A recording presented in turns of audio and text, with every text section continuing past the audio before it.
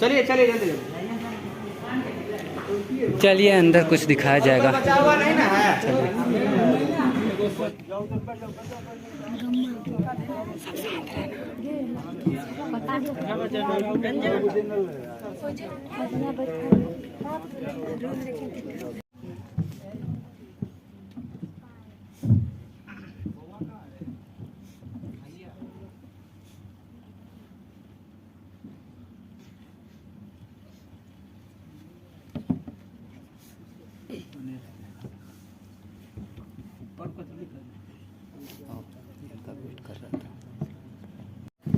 Good evening everybody. लगता बहुत दूर से आए। कहाँ से हैं आप लोग? समस्तीपुर से आ रहे हैं। क्या नाम है आपके विद्यालय का? Bal Vidya Niketan. Okay very good. मैं तन्मय देव आप सबका स्वागत करता हूँ इस साइंस फन स्क्वायर शो में। इस शो में हम लोग बहुत सारे अलग अलग नई नई चीजों के बारे में जानेंगे और कुछ सीखने का प्रयास करेंगे। ओके, दो तीन चीजें उससे पहले वो ये कि अगर आपस में आप लोग बात करेंगे तो मैं चुप हो जाऊंगा। ओके, दूसरी बात वो है कि जो भी कैमरे का इस्तेमाल कर रहे हैं प्लीज अपनी फ्लैश लाइट को ऑफ कर। काउंटिंग करने वाला हूँ। ओके, आप सबों को अपनी आंखें बंद कर लेनी। करेंगे हम लोग मिलके? ओके, तैयार है हम लोग? Okay, get ready for that. Okay, और जैसे ही कहूंगा मैं ओपन योर आईज या फिर 3 2 1 तो सारे लोग अपनी आंखें खोल लेंगे। ओके, तैयार है हम लोग? Yes. Okay, 1 2 3 close your eyes. कोई चीटिंग नहीं करेंगे।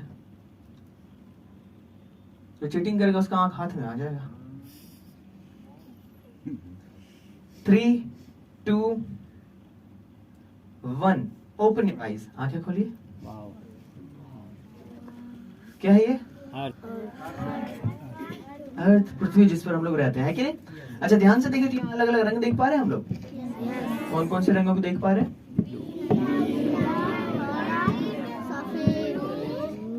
ओके, सबसे अधिक मात्रा में कौन सा रंग देख पा रहे हैं? Blue colour. ओके, हर एक रंग किसी न किसी चीज को सिग्निफाई कर रहा होगा, है कि नहीं? तो सबसे अधिक मात्रा में हम लोग ब्लू कलर देख पा रही है। किसी को सिग्निफाई कर रहा है? जल को, वाटर बॉडीज को, पानी को, जो हमारे पृथ्वी पे जहाँ पे भी उपलब्ध है उसको हम लोग किस रंग में देख पा रहे हैं? ब्लू कलर में देख पा रहे हैं। और कौन सा रंग देख पा रहे हैं हम लोग? ग्रीन देख पा रहे हैं। ओके, ग्रीन किसी को सिग्निफाई कर रहा होगा? लैंड को। सिर्फ लैंड को? नहीं, बिल्कुल नहीं। ग्रीन जो कलर हम देख पा रहे हैं बेसिकली वो रिप्रेजेंट कर रहा है किसको? ग्रीनरी को, वेजिटेशंस को, हरियाली को, पेड़ पौधे को, और जहाँ पे भी प्लांटेशंस होते हैं, जहाँ पे भी एग्रीकल्चरल एक्टिविटीज होता है, खेती बाड़ी का जगह होता है, वो सारे के सारे प्लेसेस किस कलर में हम लोग देख पा रहे हैं? ग्रीन, यानी कि हरे कलर में। और कौन सा रंग देख पा रहे हैं हम लोग? व्हाइट। अच्छा, येलो इस पार्ट में देख पा रहे हैं। Okay, very good. किसी को सिग्निफाई कर रहा है भाई? रेगिस्तान। एक्सलेंट, रेगिस्तान को, डेजर्ट्स को यहाँ पे रिप्रेजेंट किया जा रहा है। और कौन सा रंग देख पा रहे हैं हम लोग? White colour. Very good. White colour किस चीज को रिप्रेजेंट कर रहा होगा यहाँ पे?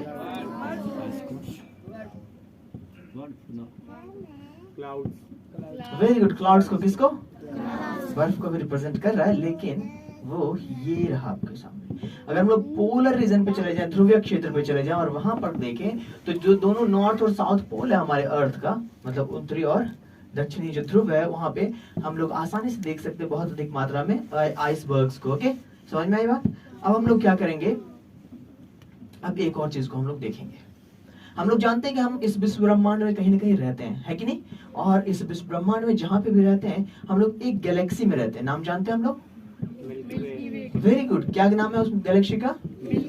मिल्की वे गैलेक्सी में हम लोग रहते हैं। और आखिर ये गैलेक्सी होता क्या है? तो ये बहुत सारे ताराओं का समूह होता है। और हमारा जो मिल्की वे गैलेक्सी है इसमें खरबों ताराओं का समूह है। अगर वो सारे के सारे स्टार्स एक साथ हम आपको दिखाना चाहें, वो सारे के सारे समूह आपको एक साथ दिखाना चाहें, तो कैसा दिखेगा वो नजारा? ध्यान से देखिए, कुछ ऐसा।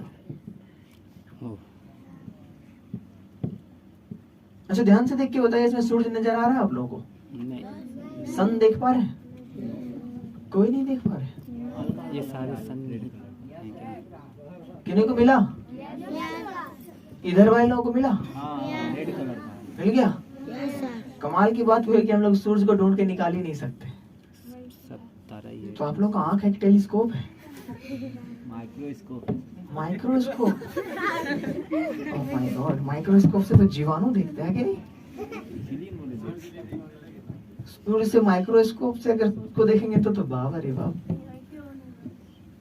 ओके, कमाल की बात वही है कि हम लोग सूरज को ढूंढ के नहीं निकाल सकते, लेकिन एक चीज को आइडेंटिफाई कर सकते हैं। यहाँ छोटा सा एक लाइन बना के कुछ नीचे लिखा हुआ, क्या लिखा हुआ? अल्फा सेंटारी। अल्फा सेंटारी हम लोग लिखा हुआ देख रहे हैं। बेसिकली ये है कि ये 3 तारों का समूह है, अल्फा सेंटारी ए, अल्फा सेंटारी बी और प्रॉक्सिमा सेंटारी, ये 3 तारों का समूह। ये पूरा का पूरा समूह कहीं ना कहीं इसके आसपास ही हम लोग लाई करते हैं। एग्जिस्टेंस हमारा कहीं ना कहीं इसी छोटे से डॉट के आसपास है। कितने दूरी पे? हम लोग जानते हैं सूर्य से सबसे निकटतम जो स्टार है, हमारे पड़ोसी का जो सबसे पहला तारा है वो कौन सा है? वो है प्रॉक्सिमा सेंचुरी। अगर हम लोग डिस्टेंस की बात करें, दूरी की बात करें, तो सूर्य से लगभग 4.2 लाइट ईयर्स दूर, मतलब 4.2 प्रकाश वर्ष की दूरी पे हमारा सूर्य एग्जिस्ट करता है। या फिर हम लोग कहें कि सूर्य से अगर मापे तो हमारा प्रॉक्सिमा सेंचुरी एग्जिस्ट करता है, एग्जिस्टेंस उसका वहीं पे, मतलब 4.2 प्रकाश वर्ष की दूरी पे। अब ये 4.2 प्रकाश वर्ष की दूरी होती कितनी है? तो हम लोग जानते हैं लाइट की स्पीड क्या होती है। क्या होती है लाइट की स्पीड? Light year. लाइट की स्पीड। लाइट की स्पीड क्या होती है? गति जानते हैं हम 3 लोग? गुने 10 पावर 8 6 मीटर प्रति second. Very good, 3 lakh kilometre पर सेकंड। Very good, excellent. मतलब 1 सेकंड में कितना दूरी तय करता है प्रकाश? 3 लाख किलोमीटर। अगर उसी स्पीड से कंटिन्यूअसली बिना रुके हुए हम लोग 4 साल 2 महीने तक चलते रहे ना, तो जितने दूर पे पहुंचेंगे ना, उतना दूर पे सबसे निकटतम तारा है हमसे, सूर्य से। और इतना अधिक दूरी, वो सारे के सारे स्टार्स और हमारा सूर्य, हमारा पूरा का पूरा सोलर सिस्टम, इन सब चीजों को सिर्फ हम लोग छोटे से मटर के दाने के बराबर में देख पा रहे हैं। इतने छोटे से हम लोग हैं और फिर भी अपने आप को क्या मानते हैं? बड़ा। बहुत बड़े 30 मार का है कि नहीं? मानते कि नहीं?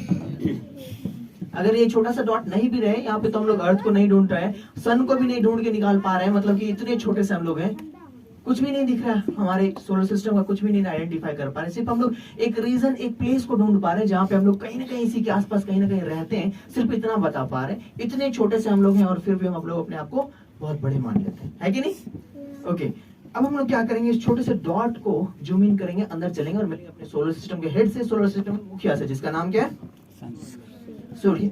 वो ये रहा आपके सामने। गर्मी लग रही है? नहीं लग रही है? थोड़ा थोड़ा महसूस हो रहा है। नहीं, गर्मी नहीं फील लग होने रही लगी। है। ओके, गर्मी नहीं लग रही होगी। क्यों? क्योंकि ये इमेज है, सिर्फ ये एक आकृति है। एसी चल रहा है इसलिए ठंडा पे क्या सूरज?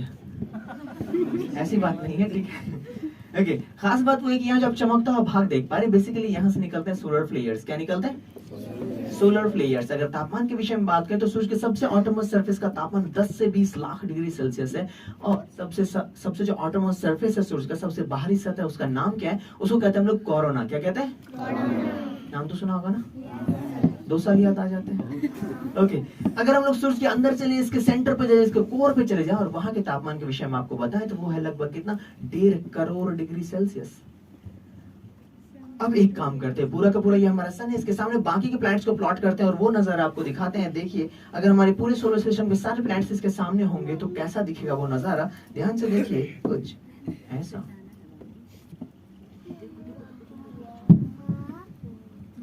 ये छोटा सा पहला डॉट कौन सा प्लैनेट हो सकता है?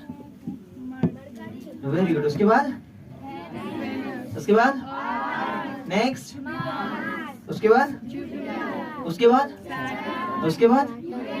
नेक्स्ट, उसके बाद प्लूटो नजर आ रहा है?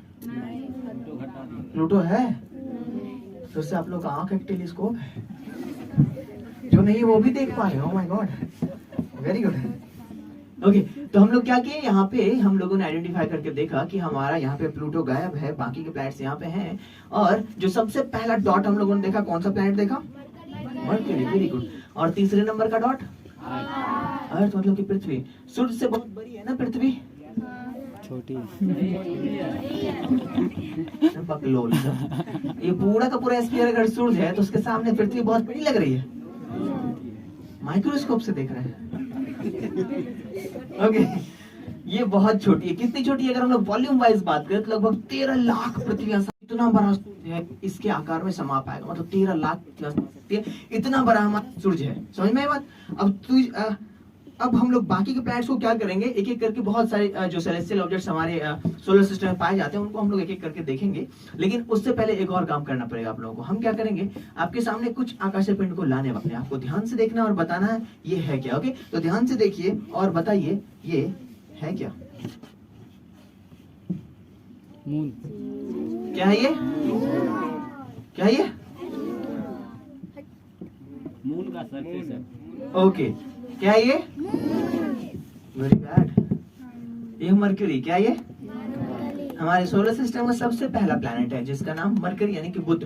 हमारे सोलर सिस्टम के सबसे पहले प्लैनेट के साथ जो जुड़ी हुई सबसे खास बात है वो ये कि सूर्य से सबसे निकट होते हुए भी इस प्लैनेट का तापमान सबसे ज्यादा नहीं है, जबकि सूर्य से सबसे निकट है तो इसका तापमान सबसे ज्यादा होना चाहिए, लेकिन इसका तापमान सबसे ज्यादा नहीं है। इसके पीछे कारण क्या है? यहाँ पे कोई एटमॉस्फेयर नहीं पाया जाता, कोई वातावरण नहीं पाया जाता, जिसके कारण सूर्य से आने वाली हीट लाइट और टेम्परेचर को ट्रैप करके या फिर पकड़ के अपने पास नहीं रख पाते, जिससे इसका तापमान बहुत हद तक नहीं बढ़ पाता। जो आप छोटे छोटे गड्ढे देख पा रहे हैं बेसिकली इसको कहते हैं क्रेटर्स। क्या कहते हैं?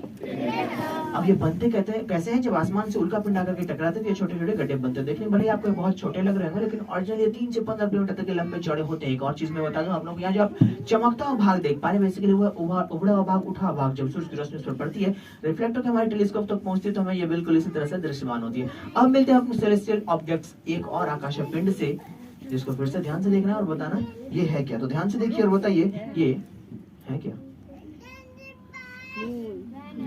क्या ये? अरे ये मून है, ये चंदा मामा है, मकलोल नहीं पहचाने? नहीं पहचाने। दिन रात देखते हैं कि नहीं इसको हम लोग? एक ही साइड से दिखता है। दिन में कौन देखता है?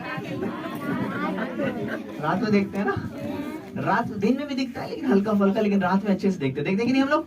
Okay very good. तो ये चांद है आपके सामने। खास बात वो है कि जब हम लोग पृथ्वी से चांद की तरफ निहार के देखते हैं तो चांद के सिर्फ एक ही भाग को देख पाते हैं हमेशा। वो कौन सा भाग है? वो अगर ध्यान से देख पाएंगे तो सिर्फ ये सैडेड पार्ट ब्लैक कलर का भाग हम लोग सिर्फ पृथ्वी से देख पाते हैं। हमेशा जिंदगी भर इसी भाग को देखते रहते हैं, इसको कहते हैं मारिया। क्या कहते हैं? और जिस भाग को हम लोग पृथ्वी से कभी नहीं देख पाते वो कौन सा भाग है? ये चमकता भाग जिसको हम लोग कहते हैं लूनर हाइलैंड। क्या कहते हैं? अब खास बात वो ये कि अगर हम लोग इस भाग को देखना चाहें तो हमें क्या बनना पड़ेगा? एस्ट्रोनॉट, अंतरिक्ष यात्री बनना पड़ेगा ना। आसमान में जाएंगे अंतरिक्ष में और इस भाग जाकर के जान के आसानी से इस भाग को हम लोग देख सकते हैं। लेकिन अगर हम लोग आसमान में जाकर के इस भाग को नहीं देखना चाहें तो कहाँ आकर देख सकते हैं? यहाँ जहाँ भी देख रहे हैं सर्वकृष्ण विज्ञान केंद्र बैठ के देख रहे हैं हम लोग। Okay very good. और ये बहुत सारे सेंटर से पूरे इंडिया में, वहां से हम लोग आराम से देख सकते हैं। अब खास बात मैं बता दूं, अब हम लोग मिलते हैं एक और आकाशीय पिंड से जिसको फिर से आपको ध्यान से देखना और बताना है वो है क्या। तो ध्यान से देखिए और बताइए ये है क्या?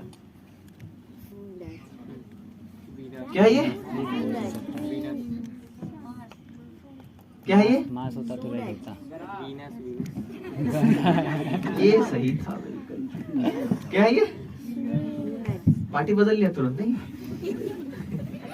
वेनस ही है ये, ठीक है। शुक्र ग्रह जिसको कहते हैं। खास बात वो ये कि ये hottest planet of our solar system, मतलब हमारे सोलर सिस्टम का सबसे गर्म प्लैनेट ये है। इसके पीछे कारण क्या है? इसके पीछे कहानी है कि यहाँ पे पाया जाता है कार्बन डाइऑक्साइड का बहुत अधिक मात्रा, बहुत अधिक मतलब कितना, लगभग 91% से भी ज्यादा कार्बन डाइऑक्साइड एटमॉस्फेयर में पाया जाता है, जिससे कारण यहाँ पे एक घटना घटती है जिसको हम लोग किताबों में पढ़ते हैं, उसको कहते हैं हम लोग ग्रीन हाउस इफेक्ट, ग्रीन प्रभाव। पढ़ा होगा ना हम लोगों ने? सूर्य से आने वाले हीट लाइट और टेम्परेचर को ट्रैप करके अपने पास रखते रहता है, जिससे कारण इस पूरे के पूरे प्लैनेट का ही तापमान बहुत हद तक बढ़ जाता है। यहाँ जो आप चमकता हुआ भाग देख पा रहे हैं बेसिकली यहाँ पाया जाता है सल्फ्यूरिक एसिड का भी बहुत अधिक मात्रा, और इतनी अधिक मात्रा में सल्फ्यूरिक एसिड पाए जाने के कारण जब सूर्य की रोशनी इस पर पड़ती है, रिफ्लेक्ट होकर हमारे टेलीस्कोप तक पहुंचती है तो हमें ये बिल्कुल इसी तरह से चमचमाता हुआ नजर आता है। अब हम लोग क्या करते हैं, एक और आकाशीय पिंड से मिलते हैं। इसके बाकी के प्लैनेट्स, इसके बाद के प्लैनेट्स के बारे में अगर हम बात करें तो कौन सा प्लैनेट इसके बाद है? अर्थ के विषय में अंत में बातें करेंगे। बाकी प्लैनेट्स को पहले हम लोग देख लें तो कौन सा प्लैनेट इसके बाद? मार्स यानी कि मंगल। हम लोग लाल ग्रह भी इसको कहते हैं, रेड प्लैनेट भी कहते हैं। क्यों कहते हैं? इसके पीछे कहानी है कि यहाँ पे पूरा का पूरा इसके एटमॉस्फेयर में, इसके लैंड पे, इसके सरफेस पे बहुत ज्यादा क्या आयरन ऑक्साइड का मात्रा पाया जाता है, जिससे पूरे के पूरे प्लैनेट का कलर कैसा है? लाल कलर है। इसका एक खास बात, एक खास जगह में दिखा दो इस प्लैनेट पे आप लोगों को, वो ये रहा आपके सामने।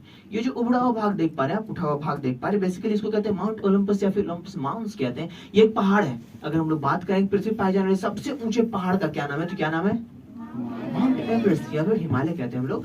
अब उसकी तुलना अगर हम लोग इससे करें तो लगभग 3 गुनी ज्यादा ऊंची, मतलब कि एक के ऊपर एक अगर हम 3 माउंट एवरेस्ट रख देना, उतना ऊंचा ये अकेला पहाड़ है। इतना ऊंचा पहाड़ ये होने के कारण इस प्लैनेट पे ही नहीं बल्कि हमारे पूरे सोलर सिस्टम का सबसे ऊंचा पहाड़ माना जाता है इसको, जो किस प्लैनेट पे पाया जा रहा है? मार्स पे यानी कि मंगल पे। अब ये सारे के सारे इनर प्लैनेट्स थे। अब लोग मिलते हैं आउटर प्लैनेट से। इस सीरीज में हमारे पास जो सबसे पहला प्लैनेट हुआ करता है कौन सा होता है? वो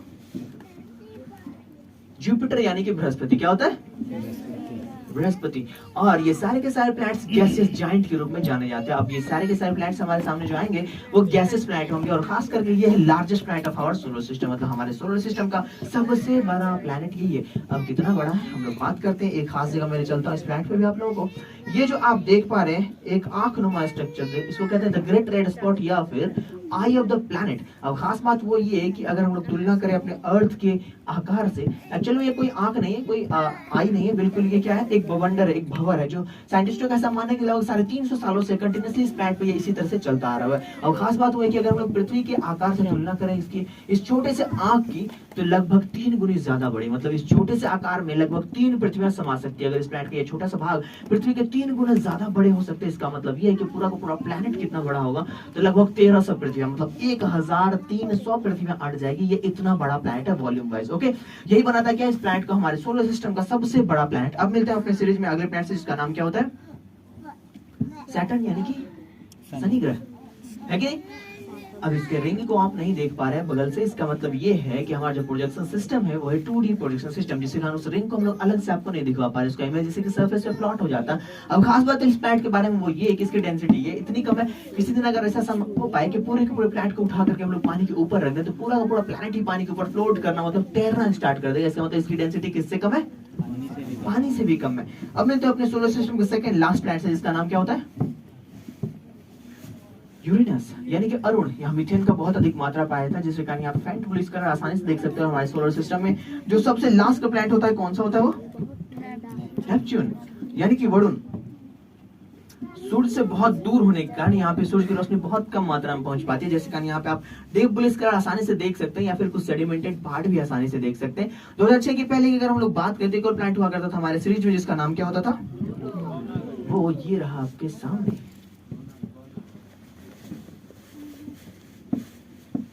यह प्लूटो। अच्छा, इसको देख के कुछ याद आ रहा है, कुछ खाने वाला याद आ रहा है, आइसक्रीम, वेरी गुड। कौन सा फ्लेवर, कौन सा फ्लेवर, इतने सारे चॉकलेट चाहिए, कहाँ जाना पड़ेगा, प्लूटो पे, प्लूटो पे दुकान जाएंगे, प्लूटो पे जाएंगे, चॉकलेट खाने को प्लूटो पे जाता है भाई, वेरी गुड, कमाल है आप लोग तो। मतलब चॉकलेट खाने आप लोग प्लूटो पे जाते हैं, फिर कहेंगे डिनर करने मार्स पे चलेंगे इलॉन मस्क के साथ, टेस्ला कार पे बैठ के, है कि नहीं, वेरी गुड। ओके, हम अपने सोलर सिस्टम में बहुत दूर आ चुके हैं, नहीं? अब अगर ओरिजिनली हम लोग 12,800 किलोमीटर ऊपर होते, वहां से देख रहे हो अपनी पृथ्वी को, अगर वहां से देख रहे होते तो कैसी दिखती है हमारी पृथ्वी, ध्यान से देखिए, कुछ ऐसे 12,800, ओह कितना लग रहा है। ये उड़ते हुए चीज क्या है, बादल, बादल। नीचे कुछ लिखा हुआ है, पढ़ के सुनाइए क्या लिखा हुआ, सैटायर 0418 सैटेलाइट इमेज,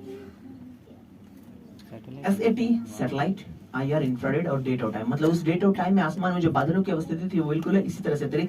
इस चीज को हम लोग कहीं ना कहीं अपने घर पे भी देखते हैं। कब देखते हैं, जब हम लोग न्यूज सुन रहे होते हैं, उस न्यूज में जब हम लोग लास्ट में न्यूज के लिए आते हैं, तो उस टाइम क्या बताता है, वेदर कंडीशन या फिर मौसम की जानकारी दी जाती है। जब हम लोग ये देखते हैं कि कहाँ पर किसी रीजन में बादल कहाँ पे है, बारिश कहाँ पे होने वाली, मौसम कैसा रहने वाला। ओके, अब हम लोग क्या करते हैं, एक और काम करते हैं, एक जादू करते हैं, अपने पूरे पृथ्वी से बादल को हटा के देखते हैं कैसी दिखती है हमारी पृथ्वी। ध्यान से देखिए, कुछ ऐसी अच्छी दिख रही है, बहुत अच्छी, अच्छी दिख रही है।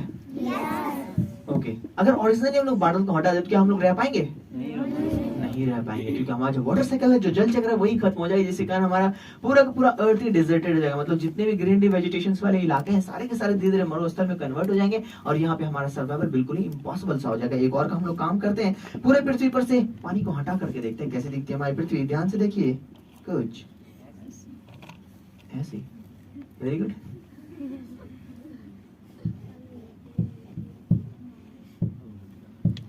अरे यार, अच्छी दिख रही है पृथ्वी, हमें चाहिए ऐसी पृथ्वी, नहीं चाहिए। चलिए कुछ बातें गिनवाता हूँ मैं आप लोगों को, हम लोग क्या करते हैं, अगर ऐसी पृथ्वी नहीं चाहिए तो भी हम लोग क्या करते हैं, ध्यान से सुनिए। हम लोग क्या करते हैं, जैसे माना कि सुबह सुबह उठे, हम लोग ब्रश निकाला, उस पर प्रेस लगाया, नल खोला, उसको भिंगाया और ब्रश करना स्टार्ट किया, और नल बंद करना, कंटिन्यूअसली 2 मिनट 4 मिनट तक ब्रश करते, तब तक पानी, अच्छी बात है। और क्या करते हैं, ध्यान से सुनिए। हम लोग क्या करते हैं, बाल्टी निकालते हैं, स्नान करने के लिए जाना होता है, जाते हैं बाथरूम में रखते हैं, नल खोलते हैं, तब तक सोचते हैं जब बाल्टी भरेगा तब ना, तब तक हम लोग क्या करते हैं, कुछ काम कर लेते हैं। तब तक जैसे ही बाहर निकलते हैं, शरीर जब वर्क याद आना स्टार्ट हो जाता है, 1 काम 2 काम 3 काम 4 काम, हम लोग उसी तरफ बिजी हो जाते हैं। 15-20 मिनट बाद जब लौट के आते हैं, देखते हैं ओ अच्छा, नल तो खुला हुआ था, कब का बाल्टी भर चुका था और पानी अच्छी बात है। और क्या करते हैं, ध्यान से सुनिए। बहुत बार ऐसा होता है कि हम लोग क्या करते हैं, किचन में बहुत सारे बर्तन होते हैं, इकट्ठा करते हैं सारे को, जो गंदे बर्तन होते हैं क्या करते हैं, डाल देते हैं बेसिन में और नल खोल देते हैं। तब तक फूलेगा, है ना, जब तक पानी भरेगा उसमें तब तक फूलेगा, तब ना साफ होगा। और क्या करते हैं, तब तक किचन की सफाई स्टार्ट करते हैं। इधर से पूरा साफ करके लौट के जब आते हैं 10 मिनट बाद, तब तक बर्तन कब का फूल चुका था, पानी भर चुका था, फूल के साफ भी हो गया, लेकिन पानी तब देखते हैं, ओ अच्छा, तब नल बंद करते हैं। अच्छी बात है, ऐसी पृथ्वी चाहिए। अब स्टूडेंट क्या करते हैं, ध्यान से सुनिए। स्कूल में क्या होता है, स्टूडेंट क्या करते हैं, कभी कभी ऐसा होता है कि किसी को अगर जल्दी में हो, कोई हड़बड़ी में हो और उनको प्यास लगी हुई है, क्या करेंगे, वाटर बोतल लेकर के आएंगे, नल पे आएंगे, पानी भरा, और जल्दी से अगर वो हड़बड़ी में गलती से वहां से निकल गए, उसके बगल में एक और स्टूडेंट खड़ा है, वो कहेगा ओ अच्छा, नल वो खोला था वही बंद करेगा, जाकर के टीचर से कंप्लेन कर देगा, लेकिन नल बंद नहीं करेगा। दूसरी बात, और क्या करते हैं कभी कभी, और क्या करते हैं, ध्यान से सुनिए, और क्या करते हैं, अगर किसी दिन स्कूल का, विद्यालय का के टंकी का पानी खत्म रहा, तो स्टूडेंट आएगा, एक नल खोला पानी नहीं आ रही, दूसरा नल खोला पानी नहीं आ रही, जितने नल है सारे के सारे नल खोल देगा, टाइट से खोल देगा, चले जाएगा वहां से, और जब मोटर ऑन होगा तो पानी। अच्छी बात है। छोटा सा गुस्सा, थोड़ा सा ईगो के कारण हम लोगों ने क्या किया, पानी को। अच्छी बात है ये, ऐसी पृथ्वी चाहिए हमें। अगर नहीं चाहिए तो इन छोटे छोटे आदतों को ध्यान में रखना होगा कि नहीं, इसको सुधारना होगा कि नहीं। इधर वाले हाँ कह रहे हैं, इधर वाले कह रहे हैं, वो लोग करिए लेगा तो हम लोग काहे करें, करेंगे कि नहीं करेंगे। Very good. ओके, अब हम लोग एक और चीज देखते हैं, क्या देखते हैं, ध्यान से देखिए। हम लोग किताब में ये पढ़ते हैं कि पृथ्वी से अगर ऊपर अंतरिक्ष में जाकर हम लोग पृथ्वी को देखें, तो पृथ्वी पे कुछ देशों में दिन हो रहे होते हैं और कुछ देशों में रात हो रहे होते हैं। इस चीज को हम लोगों ने पढ़ा है ना। आज वो दृश्य देखना चाहेंगे, ध्यान से देखिए कैसा दिखने वाला है वो नजारा। अगर इधर के सारे लोग सूरज की तरफ होते तो यहाँ से आ रही रोशनी पृथ्वी जिस भाग तक पहुंच पा रही वहां हो रहा दिन, और जहां नहीं पहुंच पा रही क्या हो रहा है। अब इधर के सारे लोग अगर सूरज की तरफ होते तो यहाँ से आ रही रोशनी पृथ्वी जिस भाग तक पहुंच पा रही वहां हो रहा दिन, और जहां नहीं पहुंच पा रही क्या हो रहा है। इसका मतलब पृथ्वी पे दिन और रात एक साथ होते हैं, और एक साथ होते हैं, हाँ ओके। और दिन और रात को डिवाइड करने वाला एक बड़ा सा सर्कल बनेगा ना पृथ्वी के चारों तरफ, इसको कहते हैं टर्मिनेटर। क्या कहते हैं। अब हम लोग क्या करते हैं, एक और चीज देखते हैं, आपको फिर से ध्यान से देखना और बताना ये छोटे छोटे चीज आखिर है क्या। City light. क्या है ये,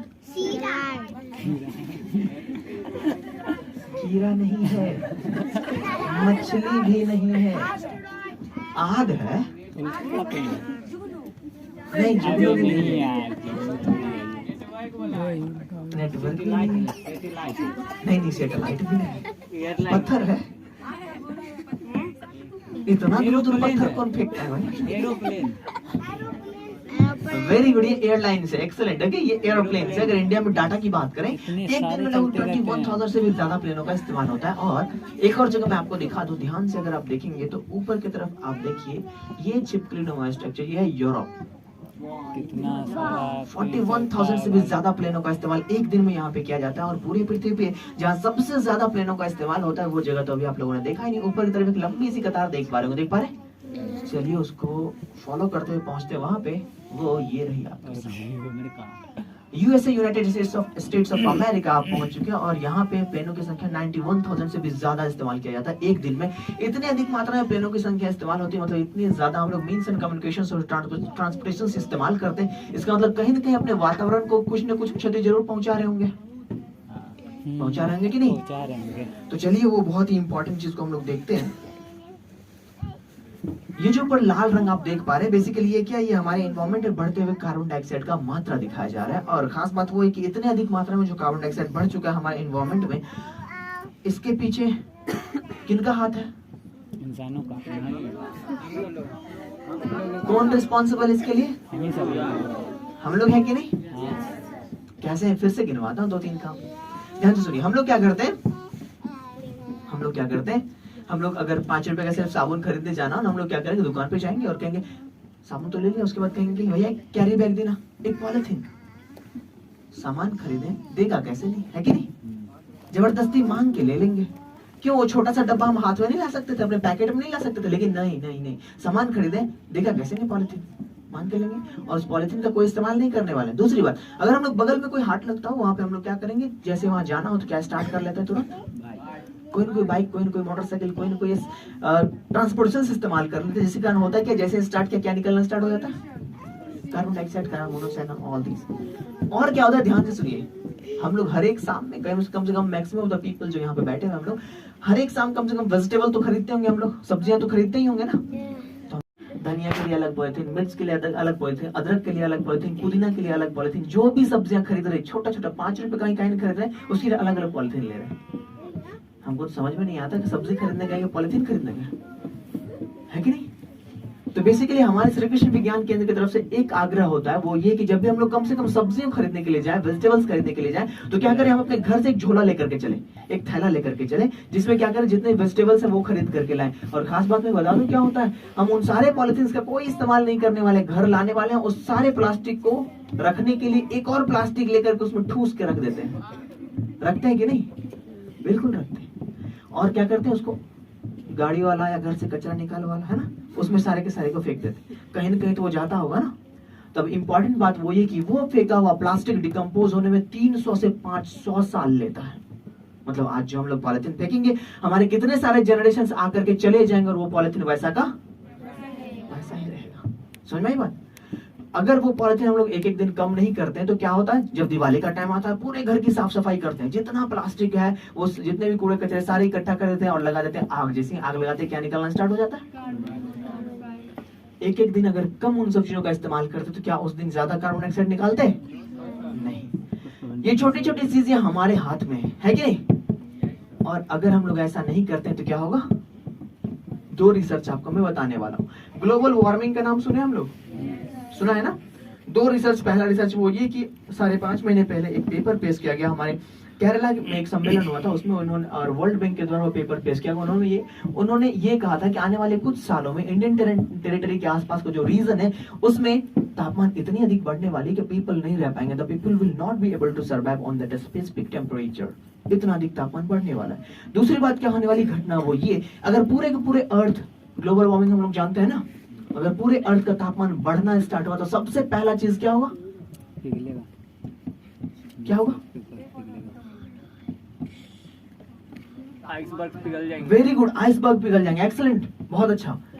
जो जमे हुए बर्फ है ना दोनों पोल्स पे, वो पिघलना स्टार्ट होगा ना, सबसे पहला इंपैक्ट तो यही होगा, है कि नहीं। तो अब मैं बता दूं, अभी हम लोगों ने कोविड देखा ना, कोरोना वायरस, मैमथ के टाइम में, डायनासोर्स के टाइम में जो डेडली वायरस हुआ करते थे ना, वो सारे के सारे उसमें लगभग वो सारे के सारे उसमें सेडिमेंटेड थे, फ्रिज थे, जमे पड़े थे। और जैसे ग्लोबल वार्मिंग स्टार्ट हुआ है तो सारे के सारे वो पिघलने स्टार्ट हो गए और पिघल करके आने शुरू हो गए समुद्रों में। और जब मौसम आएगी बारिश की बनेंगे, वहां से बादल किसके ऊपर आकर के बरसेंगे। गलती किनकी थी, कहीं ना कहीं हमारी गलती थी। इसका जो आखिरी चीज मैं आपको दिखाना चाहूंगा, ध्यान से देखिए, ये पूरे के पूरे हमारे अर्थ पे जो हरियाली है, ग्रीनरी है, इसका जो डिकम्पोजिशन, क्लोरोफिल का डिकम्पोजिशन आप आसानी से यहाँ पे, हाँ, क्लोरोफिल की डेंसिटी को आप आसानी से देख सकते हैं। अगर हम लोग बात करें जून जुलाई के मौसम में, तो इंडिया में भी बहुत सारे ऐसे क्षेत्र होते हैं जहां से ग्रीनरी कम हो जाती है, वेजिटेशन कम हो जाता है। देख पा रहे हैं हम लोग, भारत देख पा रहे हैं, बहुत सारी जगह पे हरियाली है नहीं है। मौसम के साथ साथ वो चेंज हो रहा है कि नहीं। तो जून जुलाई का मौसम आते आते बहुत सारे जगहों से कम हो जाती है। और इसी मौसम में एक और जगह में लेके चलता हूँ आप लोग को, यहाँ पे साउथ अमेरिका, इसको कहते हैं लंग ऑफ द अर्थ। क्या कहते हैं, क्यों कहते हैं, इसलिए कहते हैं क्योंकि यहाँ पे पाया था अमेज़न का रेन फॉरेस्ट, नाम सुना है ना हम लोगों ने। अब ये इतना इंपॉर्टेंट क्यों है, वो इसलिए क्योंकि हम पृथ्वी पे कहीं भी रह रहे हो, किसी गांव, किसी मोहल्ले, किसी टोले, किसी भी शहर में रह रहे हो, पूरे जीवन काल का लगभग 20% ऑक्सीजन सांस में यहीं से लेते हैं। इसी जंगल से वो ऑक्सीजन आ रहा होता है। और 4 साल 4.5 साल पहले की मैं बात बता दूं, मतलब कोरोना से कुछ ही महीनों पहले क्या होता, ऑस्ट्रेलिया में भी एक जंगल हुआ करता, उसमें लग गई थी आग। और ये आग इतनी भीषण थी, इसमें करोड़ों जानवर जल के मर गए। 1-2 नहीं, 100-200 नहीं, 1000-2000 नहीं, 1 लाख 2 लाख नहीं, कितने करोड़ों जानवर जल के मर गए। कुछ गलती थी इन जानवरों की नहीं। इन सब चीजों को हम लोग एक साथ सही नहीं कर सकते, लेकिन एक चीज कर सकते हैं, जो छोटी छोटी चीजें अभी हम लोगों ने गिनी मिल करके, उन सब चीजों को जो हमारे हाथ में, कम से कम उन सब चीजों को रोक सकते हैं। उन सब चीजों को हम लोग हमारे हाथ में अगर है तो उसका टेक केयर कर सकते हैं, उसका देखभाल कर सकते हैं कि नहीं। और दूसरा क्या काम कर सकते हैं हम लोग, ये कर सकते हैं कि हर एक साल एक प्लांट लगा सकते हैं, एक पौधा लगा सकते हैं, और एक पौधा लगा करके छोड़ नहीं देना है, उसका देखभाल करना, उसका अटेंडेंस लेना है कि वो स्वस्थ है कि नहीं, सुरक्षित है कि नहीं।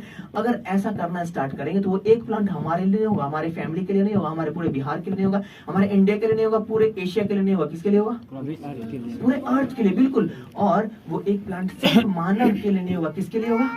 मानवता जानवरों के लिए भी होगा, क्योंकि सांस में वो ऑक्सीजन तो लेते हैं, क्या वो प्लांटेशन कर सकते हैं?